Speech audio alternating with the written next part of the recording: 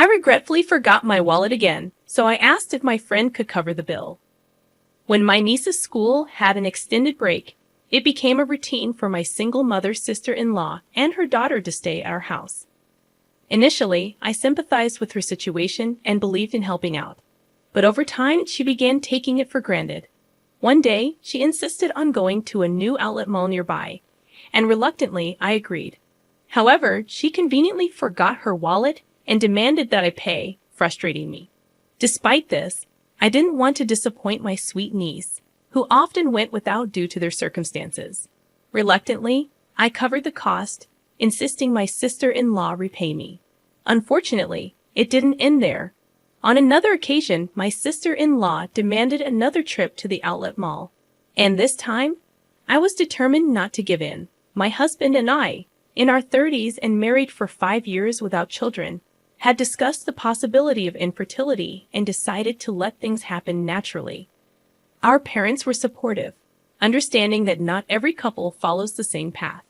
Though still hopeful for children, we were planning our future without excluding the possibility of living without them.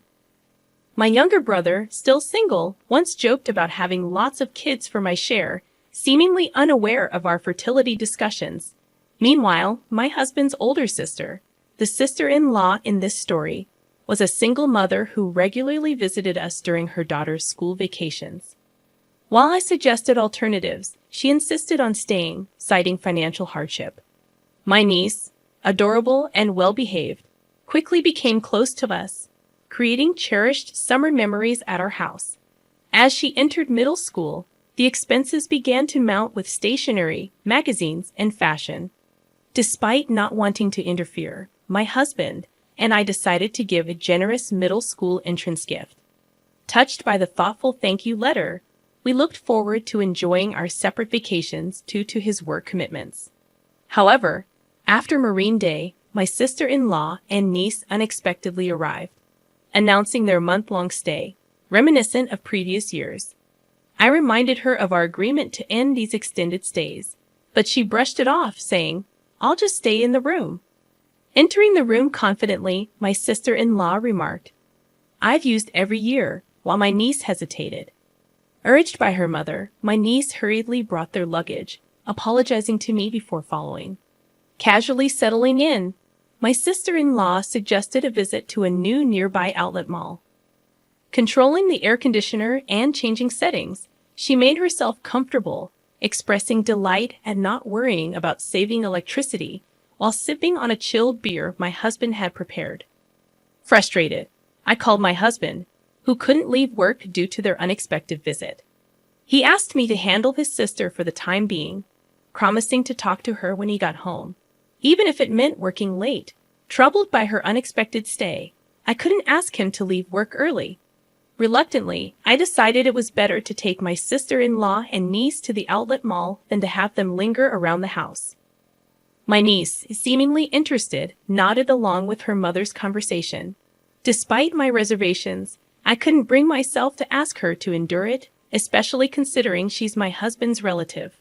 Unprepared for lunch and with unexpected guests, I reluctantly agreed to take them to the outlet mall, opting for a bus due to the heat.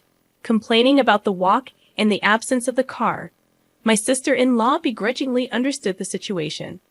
As we arrived at the outlet mall, she started fussing about forgetting her wallet. Her explanation about mistakenly putting her credit card back in her wallet didn't make sense. While I pondered her story, my niece looked momentarily disappointed but soon smiled, saying she's happy just looking around. Feeling sorry for my niece, I suggested covering today's shopping, estimating it wouldn't exceed $400 for 3 people. However, my sister-in-law seemed most delighted, eyeing expensive items from famous brands. I ended up playing the role of her wallet, using my credit card since I didn't have enough cash. Demanding repayment as soon as we got home, my sister-in-law claimed she couldn't do it right away, citing a lack of cash and a forgotten bank card. When I suggested using her credit card's cash advance, she claimed her credit cards had expired, blaming a mix-up with a new one. I pressed her for proof, incredulous that she had allowed her cards to expire 3 months ago. She explained that she had panicked and switched wallets when her old one broke, making an honest mistake. She didn't want her in-laws to know about her financial struggles. Having already burdened them with the divorce, I found it challenging to be too harsh with my sister-in-law, especially since she promised to repay me once back at her house. During that summer, she stayed with us for about a month.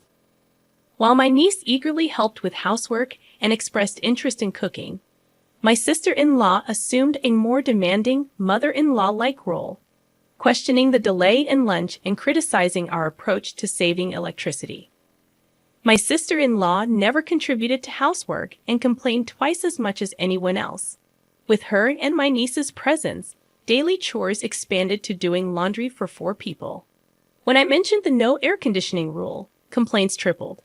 Frustrated, I asked my sister-in-law for help in hanging the laundry, but she dismissed it, insisting that being in the sun affected her skin and demanding an expensive sunscreen brand. After a month of enduring this, my sister-in-law finally left with my niece. However, when I asked her to repay the money she owed, she refused, claiming she couldn't do it before payday. Persistent in my demands, I eventually sent a certified letter as proof. When my niece discovered her mother hadn't repaid the money, she revealed that her mother had been receiving financial support from her ex-in-laws since the divorce. My niece promised to take responsibility and repay me from the financial support her mother received. She also expressed concern about her mother's increasingly sloppy lifestyle, embarrassing her. This situation fueled my anger towards my carefree sister-in-law. With my niece approaching high school and college expenses looming, I felt compelled to teach my sister-in-law a lesson. Taking advantage of the school break, my sister-in-law and niece stayed with us again. Immediately upon arrival, my sister-in-law demanded a trip to the outlet mall, claiming she needed winter clothes. Sensing a potential repeat of her carelessness, I had already contacted some allies. After about 2 hours of shopping, my sister-in-law called, admitting she forgot her wallet and requested I cover the cost. Half of me thought it was typical, while the other half was exasperated. Claiming that my niece wasn't feeling well and we had already gone home, I declined to cover her expenses. Infuriated by her carelessness regarding her daughter, I emphasized that all she had to do was admit she didn't have enough money and return the items. Why did I have to cover the expenses for her shopping? Regardless, I needed to proceed with my plan. I informed her that I would be back soon after dropping my niece off at home.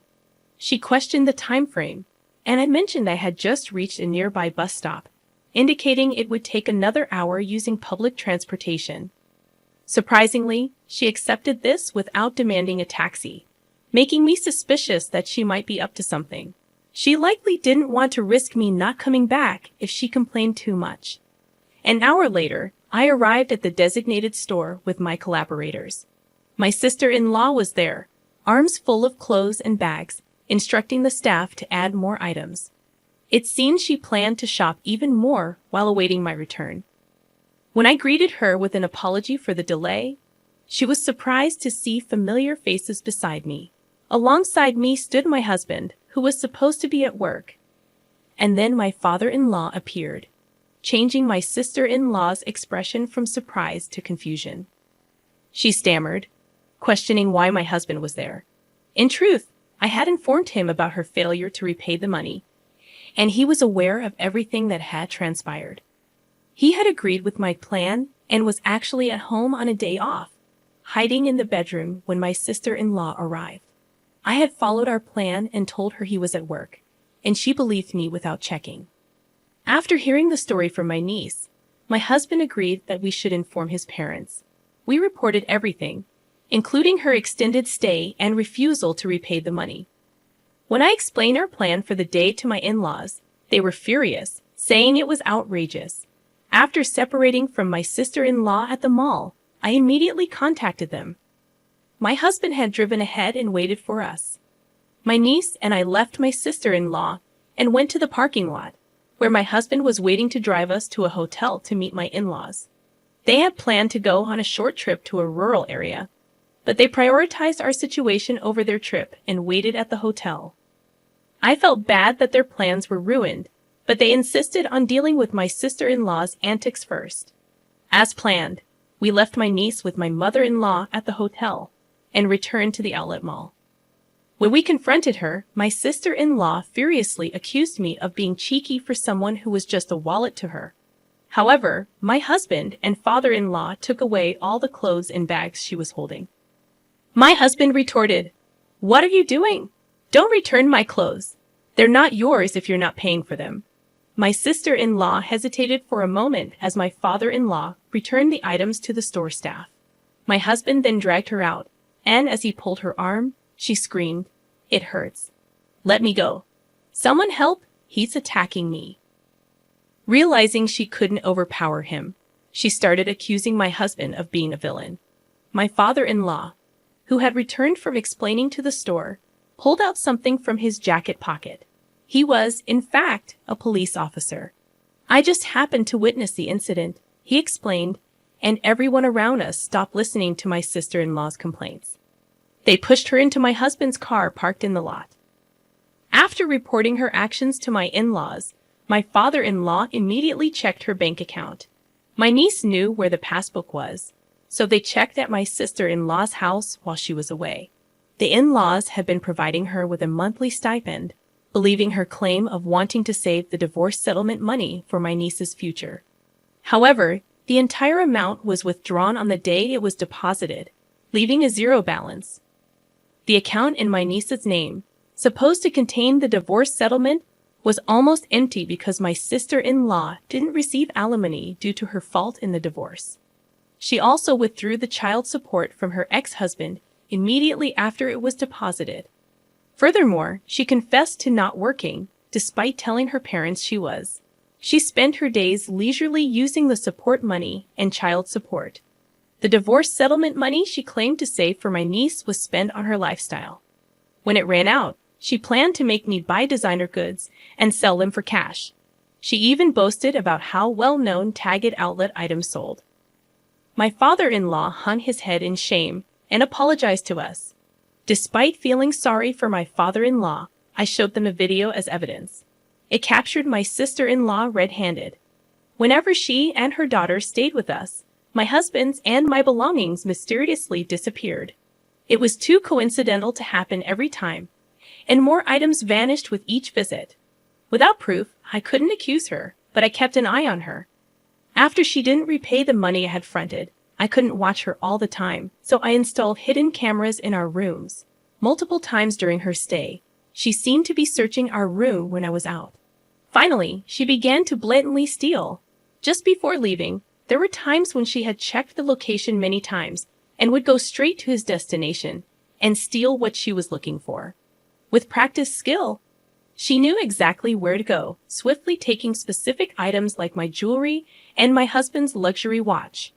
The cameras caught her in the act, even capturing her face as she didn't notice them.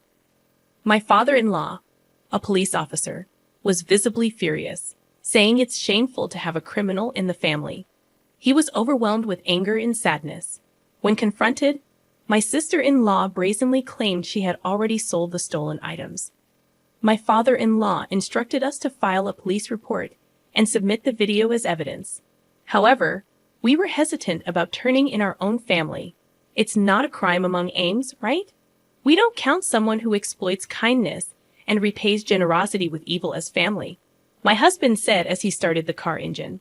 My sister-in-law asked, "Where are you taking me?" My father-in-law answered, "To the police, obviously." She screamed as if it was the end of the world, begging us for mercy. She tried to destroy my phone, claiming it would erase the evidence, but I informed her it was just a copy, and the original was safe at home. She resigned to silence when she realized she had no escape. She pleaded, "I'll repay the money. Just don't take me to the police." It's not just a matter of getting your money back. The stolen items had sentimental value. It wasn't just about the money. My jewelry I bought with my first salary, gifts from my husband, and heirlooms from my late grandmother. The same went for my husband's luxury watch. But we worried about what would happen to my niece if her mother became a criminal. We thought my in-laws would take care of her, but it would hurt her to know her mother was a thief. So, for my niece's sake, We proposed not to file a report if she kept her promise to repay us. My father-in-law agreed to ensure she kept this promise. She had to repay a set amount each month earned through her own labor. If she failed, we would immediately file a report. I told him that I had recorded the entire conversation as suggested by my father-in-law for evidence. My sister-in-law had no way to deny or forget what was said. She had no choice but to hang her head in the face of the reality that "I don't know, I didn't say it, I forgot" was no longer valid. Later, she was taken back to her parents' house by my father-in-law. We received an apology from my in-laws later. They admitted they had been too lenient due to their love for their granddaughter and their daughter's manipulations. They realized they had spoiled her too much and vowed to re-educate her strictly. My sister-in-law, who had always been pampered, thought it was her due.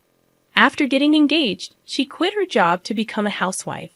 Even though it was difficult to get a job again after the divorce, my sister-in-law herself confessed that she thought she was only working part-time, but in reality, she wasn't working at all. After her divorce, she didn't even attempt to work, saying she didn't want to be associated with unfashionable older women. My father-in-law, knowing she was too sheltered, arranged for her to work at a company owned by his acquaintance. The owner was strict but fair. She struggled with basic manners and language, and her salary was managed by my mother-in-law, used to repay us. My sister-in-law and her daughter moved out of the house left by her ex-husband, and now live under strict supervision with her parents. My niece is becoming a more responsible person, helping her grandparents. She plans to stay with them during the winter break, but looks forward to visiting us during the spring break. My husband and I are excited for her next visit. As for my sister-in-law, regardless of any change in her, she is not welcome in our house. We both agree it's best to avoid unpleasant feelings.